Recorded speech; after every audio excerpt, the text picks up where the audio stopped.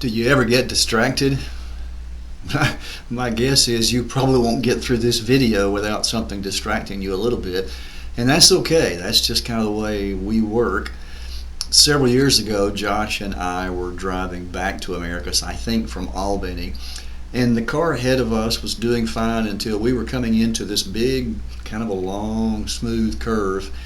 And there was a guardrail in the curve, and the car ahead of us just didn't make the curve, just kind of went straight into the guardrail at the last second, turned just enough to sort of just hit the guardrail and kind of follow it around the curve for a while. It eventually kicked the back of the car around, and it went swerving all over the 2 lanes of the road in front of us, and we're trying to get stopped and get out to go see. And the young lady who's driving the car was fine, obviously a little rattled, a little shaken. As I remember, the first thing that she said was, "I wasn't texting." Well, again, this was kind of when texting was new, and I'm pretty sure that the reason she said that was she had been texting, and she got distracted. There's a reason that we've generally decided and even passed laws to indicate we don't think texting and driving is a good idea, because you get distracted by what you're looking at on the phone and forget to look at the road. There was no cell phone and no texting in the first century, but people were still people and still got distracted. Jesus told a story. You're familiar with it. We call it the parable of the sower. Might be better to call it the parable of the soils, because it's really about the dirt. But in that, a farmer plants his seed, sows his seed, and 4 different things happen.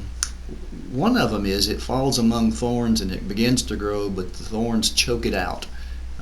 And Jesus says that's how it is with people when life's worries, riches, and pleasures choke out the message from God. Life's worries, riches, and pleasures. You don't really need me to explain this story to you, because you've probably heard it over and over. But you might need me to kind of remind us not to get too distracted. Even with this parable, we've heard it, but we get distracted and forget. Life's worries, riches, and pleasures can kill you, can cut you off from God. And it's probably important for us to remember that. It might be a good thing for us to tape that somewhere, to put it somewhere so we're reminded every day, maybe several times a day. Life's worries, riches, and pleasures can be dangerous. I love text messaging. I love my cell phone. I love the technology. But you have to keep it where it needs to be, or it can be dangerous. And these things, there's nothing wrong with some fun. There's nothing wrong with some income, the things that we worry about in life. But Jesus says, be very careful that they don't choke out the word.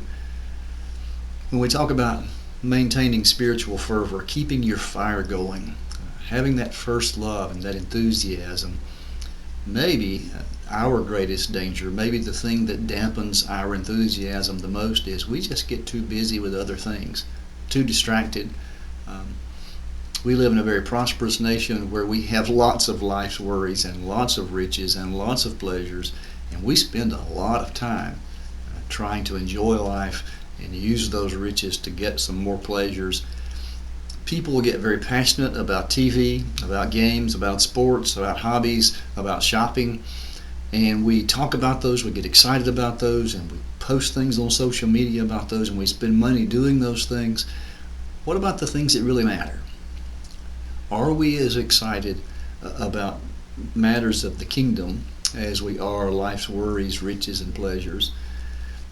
You tell me. Share your thoughts in the comments. What do you think about American lifestyle threatens to blow us off course, to get us distracted, to choke things out? Maybe for you personally, or just what do you think about us as a culture? What's most likely to get us so distracted that God's message gets choked out of our life? I look forward to seeing what you have to say.